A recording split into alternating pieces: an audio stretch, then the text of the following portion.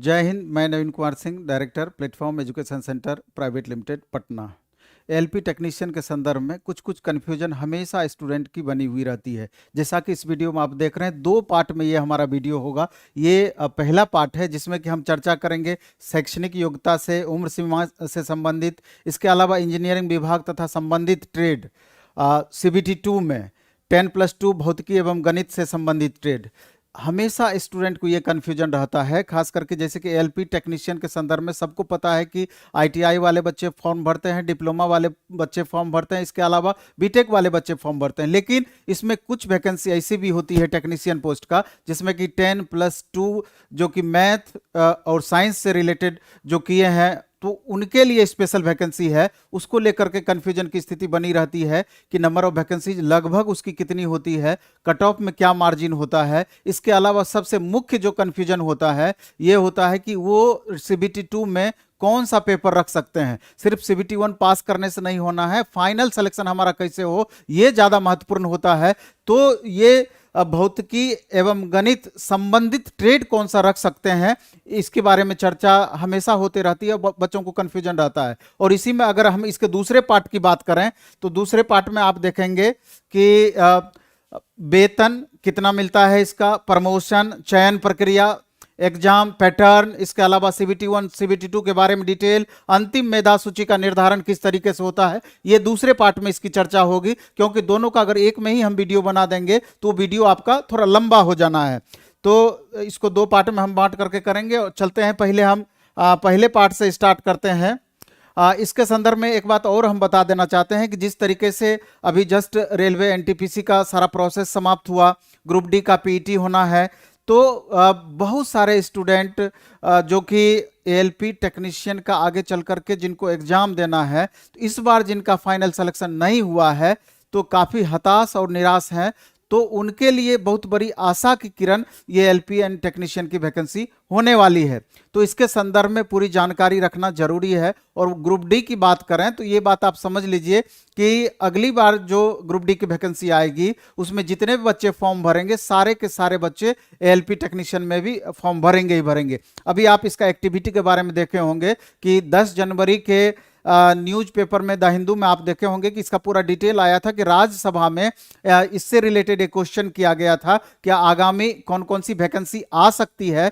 तो रेल मंत्री अश्विनी वैष्णव जी इसके बारे में पूरा डिटेल किए थे कि 3,12,000 वैकेंसी लगभग वैकेंट है।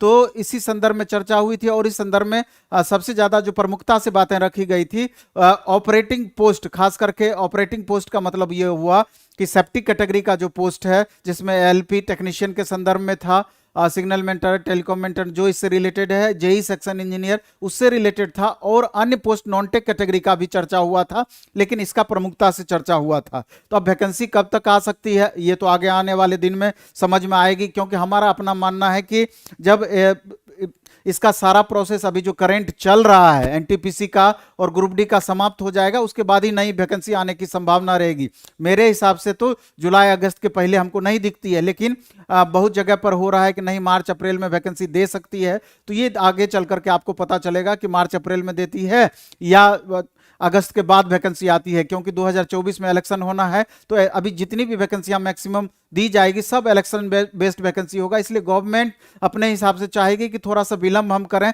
जिससे कि अधिक से अधिक लाभ भी इलेक्शन में भी मिल पाए। तो लेकिन हम इस पर नहीं जाएंगे, जो मुख्य बातें हैं जिस पर हमको चर्चा करना है उस पर आते हैं। और आपको गौर से ये चीज देखनी है और गौर से इस बात को सुननी है, तो बहुत बातें आपको समझ में आ जाएगी। थोड़ा भी कंफ्यूजन मेरे ख्याल से आपका नहीं रह जाएगा।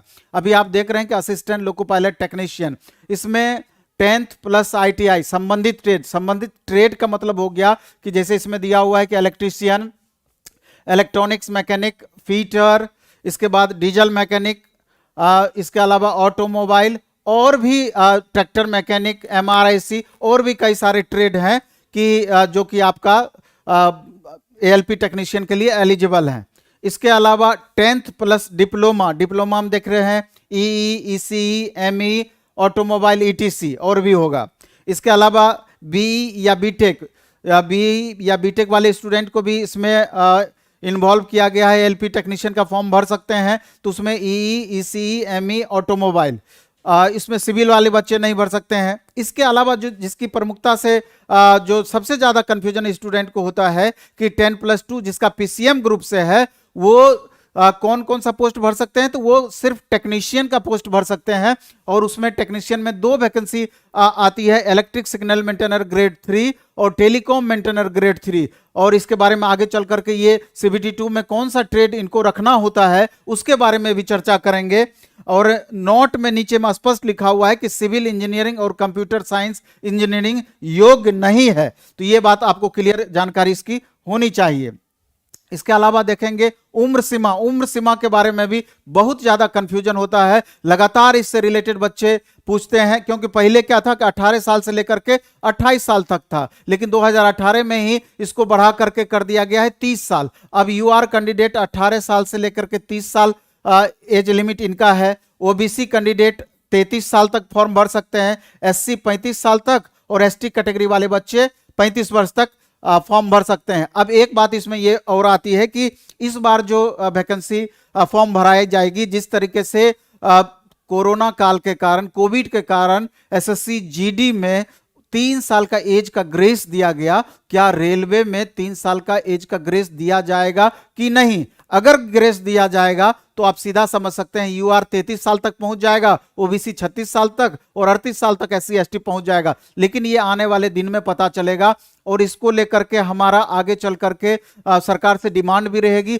मे भी कि इसको लेकर के एक ट्विटर कैंपेन भी किया जा सकता है, क्योंकि इस बीच में जो 4 साल से अभी लगातार वैकेंसी नहीं आई है उसके कारण से बहुत सारे बच्चों का एज समाप्त हुआ है, बहुत सारे बच्चे इससे सफर किए हैं, इसलिए इस पर चर्चा होनी जरूरी है। इसके अलावा जब हम आगे बढ़ते हैं तो ये सबसे मुख्य आता है कि इंजीनियरिंग विभाग आपका कौन सा है और संबंधित ट्रेड सीबीटी 2 में आप कौन सा रख सकते हैं। ये प्रमुख बातें हैं जिस पर सभी स्टूडेंट को ध्यान देना चाहिए। इसमें हम देखेंगे कि जो इलेक्ट्रिकल इंजीनियरिंग एवं संबंधित संकाय जिनका है वो कौन कौन सा ट्रेड रख सकते हैं, इलेक्ट्रिकल इंजीनियरिंग एवं संबंधित संकाय, तो वो रख सकते हैं इलेक्ट्रीशियन, वो रख सकते हैं वायरमैन, वो रख सकते हैं इंस्ट्रूमेंट मैकेनिक, वो रख सकते हैं एमआरएसी यानी कि रेफ्रिजरेटर एवं एयर कंडीशनिंग मैकेनिक।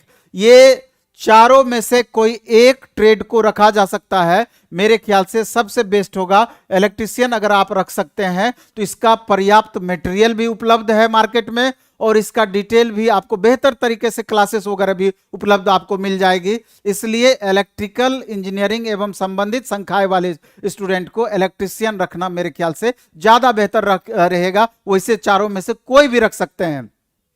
इसके बाद इलेक्ट्रॉनिक्स इंजीनियरिंग एवं संबंधित संकाय यानी कि डिप्लोमा या बीटेक जो संबंधित ब्रांच से किए हैं, ये उनके लिए है जिनका इलेक्ट्रॉनिक्स इंजीनियरिंग एवं संबंधित संकाय है। वो क्या क्या रख सकते हैं? वो इलेक्ट्रॉनिक्स मैकेनिक रख सकते हैं, मैकेनिक रेडियो रख सकते हैं या मैकेनिक रेडियो एंड टीवी रख सकते हैं। ये 3 में से सबसे बेस्ट होगा इलेक्ट्रॉनिक्स मैकेनिक रखें इलेक्ट्रॉनिक्स इंजीनियरिंग वाले, तो वो बेहतर रहेगा। इसके अलावा मैकेनिकल वाले, मैकेनिकल इंजीनियरिंग एवं संबंधित संकाय वाले जो मैकेनिकल से रिलेटेड हैं, तो वो कौन सा रखेंगे? वो फीटर रख सकते हैं, वो मैकेनिक मोटर व्हीकल रख सकते हैं, ट्रैक्टर मैकेनिक रख सकते हैं, मैकेनिक डीजल रख सकते हैं, टर्नर रख सकते हैं, हीट इंजन रख सकते हैं, refrigeration and air conditioning mechanic रख सकते हैं। तो यहां पर आपको देखना है कि ये जितना भी दिया हुआ ये आईटीआई का ट्रेड, कोई एक ट्रेड को रख सकते हैं, तो मेरे ख्याल से यहां सबसे बेहतर होगा कि आप फीटर रखें, पर्याप्त मटेरियल मिलेगा और इसका सिलेबस भी पूरी तरीके से नॉन है। बहुत ज़्यादा दिक्कत यहाँ पर आपको नहीं होना है, लेकिन अभी से लगातार आपको मेहनत करना है, क्योंकि डिप्लोमा या बीटेक किए हैं तो उससे रिलेटेड कम, आपको लेवल थोड़ा सा डाउन करके आईटीआई बेस्ड जो ट्रेड है उससे रिलेटेड ज़्यादा क्वेश्चन आपका पूछा जाएगा। इसके अलावा ऑटोमोबाइल इंजीनियरिंग एवं संबंधित निकाय वाले क्या रख सकते हैं? वो रख सकते हैं मैकेनिक मोटर व्हीकल एमएमवी जिसको बोलते हैं, ट्रैक्टर मैकेनिक रख सकते हैं, मैकेनिक डीजल रख सकते हैं, हीट इंजन रख सकते हैं। देखिए मैकेनिक डीजल मैकेनिकल वाले भी रख सकते हैं, ऑटोमोबाइल वाले भी रख सकते हैं। तो यहाँ पर सबसे बेहतर होगा कि ऑटोमोबाइल इंजीनियरिंग से जो बीटेक या डिप्लोमा किए हैं, mechanic motor vehicle, tractor mechanic या मैकेनिक डीजल मैकेनिक डीजल यहाँ पर सही है, क्योंकि फीटर और मैकेनिक डीजल में 60 to 70% कॉमन सिलेबस है, 30 to 40% अलग है। इसलिए जो भी बैचेज इस तरह का चलता है तो कॉमन सिलेबस पहले पढ़ाया जाता है और बाद में चल करके जो आपका सिलेबस अलग हो जाएगा उसको अलग से पढ़ाया जाता है। तो इस बात का आप जरूर ध्यान रखें, कभी भी ट्रेड का बैच आप बाय करें तो इस बात को ध्यान रखें कि सिलेबस में आपकी भिन्नताएं रहेगी, 50-60% सेम रहेगा लेकिन 30-40% आपका अलग रहेगा ही रहेगा। तो पहले कंफर्म हो लें कि जो अलग सिलेबस रहेगा वो अलग से पढ़ाई जाएगी कि नहीं जाएगी, तभी आप उसको बाय करें। इसके अलावा अगर आप देखेंगे सबसे मेन जिसके बारे में लगातार हम चर्चा करते रहे हैं, सबसे ज्यादा जो बच्चों को कंफ्यूजन होता है कि अगर हम पीसीएम 10+2 पीसीएम से किए हुए हैं तो आगे चल करके हमको कौन सा ट्रेड रखना होगा।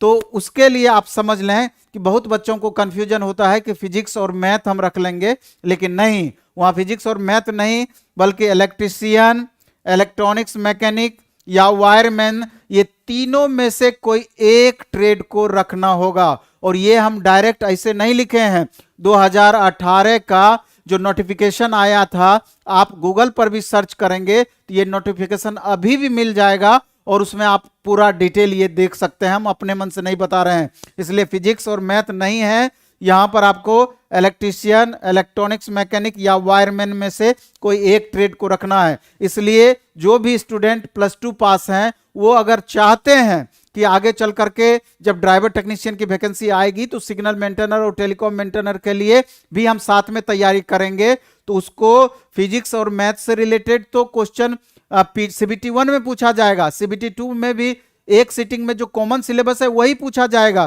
फिजिक्स और मैथ के अलावा भी सारा कुछ पूछा जाएगा। लेकिन जो आपको CBT 2 के सेकेंड सिटिंग में जो आपका ट्रेड से रिलेटेड एग्जाम होगा वहां पर इलेक्ट्रीशियन, इलेक्ट्रॉनिक्स मैकेनिक और वायरमैन में से ही एक ट्रेड को रखना होगा। तो अब इसके दूसरे पहलू पर हम जाते हैं। ये तो जो हम बताए थे इसका डिटेल पार्ट 1 पूरा हम बता दिया, पार्ट 2 में बाकी चीजें जिसके बारे में हम शुरू में ही चर्चा किए थे तो उसमें हम बताएंगे। लेकिन लास्ट में हम ये कहना चाहते हैं कि अगर आप बेसिक लेवल से तैयारी करना चाहते हैं ड्राइवर टेक्नीशियन का तो अभी से आपको ध्यान देना होगा। अगर अभी से आप ध्यान देते हैं तो जो CBT 1 का सिलेबस है, CBT 2 का सिलेबस है, 100% फुलफिल कर सकते हैं। क्योंकि अभी आप NTPC दिए हैं, ग्रुप डी दिए हैं, तो आप ये मान लीजिए कि पिछली वैकेंसी में 38 से 40 लाख लड़के फॉर्म भरे थे और 4 साल से अब ऊपर होने को चला है, 10 से 20% लड़के जरूर इस बीच में बढ़ेंगे। कम से कम 45 लाख से 50 लाख स्टूडेंट ALP टेक्नीशियन का फॉर्म भरेंगे। तो आप अंदाजा लगा सकते हैं कि आगे चल करके बहुत इजी कंपटीशन आपका नहीं रहना है, बहुत इजी कंपटीशन आपका नहीं रहना है। तो वैसी परिस्थिति में जब तक आप 70+ मार्क्स नहीं लाएंगे नॉन टेक सेक्शन में, आप रिजल्ट का होप नहीं कर सकते हैं। और 70+ लाने का मतलब है कि अगर अभी आप 50 लाए हैं ग्रुप डी में तो 20 मार्क्स बढ़ाना है, 55 लाए हैं तो 15 मार्क्स बढ़ाना है, 60 लाए हैं तो 10 मार्क्स बढ़ाना है, और एक एक मार्क्स बढ़ाने में आपका पसीना छूटेगा इससे ऊपर जाने में। इसलिए अभी से अगर आप अच्छे से लगिएगा तो 100% गारंटेड है कि आप अपने जो लेवल तय करेंगे, टारगेट तय करेंगे 70+ का, उसको आप छू सकते हैं। उसके लिए आपको क्या करना है, अगर पूरा सिलेबस ऑलरेडी पढ़ा हुआ है तो सब्जेक्ट वाइज खास करके 3 पेपर मैथ, रीजनिंग और साइंस का अच्छे से लगातार प्रैक्टिस करना है, अच्छे से लगातार प्रैक्टिस करना है और डेली प्रैक्टिस करना है। अगर 4-5 महीने 6 महीने लगातार प्रैक्टिस कर पाएंगे तो धीरे धीरे धीरे धीरे करके आपका परफॉर्मेंस लगातार इंप्रूव होता चला जाएगा और 70-75 आप 100 में से मार्क्स ला सकते हैं, कहीं कोई कंफ्यूजन नहीं है। तो उसके लिए क्या है, आप खुद से भी करिए, प्रीवियस ईयर क्वेश्चंस को बनाइए, चैप्टर वाइज क्वेश्चंस को बनाइए, और प्लेटफॉर्म में भी ऑनलाइन और ऑफलाइन दोनों मोड में ये चीजें इन चीजों की व्यवस्था की गई है, सब्जेक्ट वाइज टेस्ट की व्यवस्था की गई है। अगर ऑनलाइन मोड में अगर हमारे साथ आप प्रैक्टिस करना चाहते हैं तो प्ले स्टोर से द प्लेटफॉर्म ऐप को डाउनलोड कीजिए, रजिस्टर्ड होइए और वहां ALP subject wise test section में जाइएगा तो उसका पूरा डिटेल आपको मिल जाएगा। मात्र 200 रुपया कम्बो का फी है, 200 रुपया में आप तीनों सब्जेक्ट का यानी कि महीने में 60 टेस्ट दे सकते हैं, और 60 टेस्ट जब देंगे, टेस्ट के तुरंत बाद उसका एक्सपर्ट टीचर पूरा ऑप्शन सही डिटेल डिस्कशन बेसिक से कराते हैं। इसलिए कोई कंफ्यूजन थोड़ा भी आपका नहीं रह जाना है। 60 सेट मामूली नहीं होता है, बहुत हो गया एक महीने में। टॉपिक वाइज 20 क्वेश्चन, 20 मिनट का टेस्ट और 40 मिनट उसी समय उसका डिस्कशन। तो ऑफलाइन मोड में सुबह में 8 से 11 स्टार्ट हुआ है और शाम में 5 से 8, और ऑनलाइन मोड में आपका 11 बजे से उसका टाइमिंग है, 11 बजे से 2 बजे तक आप लगातार प्रैक्टिस कर सकते हैं। इसके अलावा जो बेसिक लेवल से तैयारी करना चाहते हैं तो उनके लिए भी फाउंडेशन एएलपी टेक्नीशियन का, नॉन टेक का फाउंडेशन, और टेक्निकल जो भी ट्रेड आपका है उससे रिलेटेड यही 10 तारीख से आपका बैच स्टार्ट हुआ है। 2-4 दिन, एक सप्ताह इंट्रोडक्शन चलेगा, उसके बाद फिर वो आपका टॉपिक रेगुलर हो जाएगा। तो उसको भी आप ज्वाइन कर सकते हैं, एकदम मिनिमम फी है। द प्लेटफॉर्म ऐप पर जाएंगे, वहां से आप कंटिन्यू करेंगे। और ऑफलाइन मोड में अभी जो बैच स्टार्ट किए हैं कल से, उसको आप अभी 10 से 15 दिन इंट्रोडक्शन चलेगा, उसके बाद टॉपिक स्टार्ट होगा। तो कभी भी यहां आकर के एडमिशन ले करके कंटिन्यू कर सकते हैं। बेसिक फाउंडेशन बैच 8 महीने का लगभग होता है, 1 महीना ऊपर नीचे आपका उसमें संभव रहता है। तो उसको अभी से कंटिन्यू करेंगे तो एग्जाम से 2 महीना पहले लगभग आपका बैच समाप्त हो जाएगा, और लगातार इस बीच में आप प्रैक्टिस भी कर सकते हैं। इसके अलावा एएलपी फुल सिलेबस का अगर प्रैक्टिस करना चाहते हैं तो प्रत्येक सैटरडे को एक सप्ताह पीटी का, दूसरे सप्ताह मेंस का टेस्ट हो रहा है, वहां से आप कंटिन्यू कर सकते हैं, कोई प्रॉब्लम नहीं। सबका एकदम मिनिमम फी है। तो जो भी जरूरत होगा आप यहाँ के इंक्वायरी नंबर 9334052162 पर ऑफलाइन मोड में, और ऑनलाइन मोड में इसमें नंबर दिया हुआ रहेगा, उस पर आप कॉल करके आप देख सकते हैं, पता कर सकते हैं, या ऐप पे डायरेक्ट जा करके इसके बारे में डिटेल ले सकते हैं। तो अभी से आपको पूरी तरीके से प्रिपेयर हो जाना पड़ेगा, तभी उस समय तक जाकर के आपका तैयारी बहुत बेहतर हो पाएगा और रिजल्ट का आप होप कर पाएंगे। चलिए इस वीडियो में इतना ही रखेंगे। धन्यवाद, बेस्ट ऑफ लक, धन्यवाद।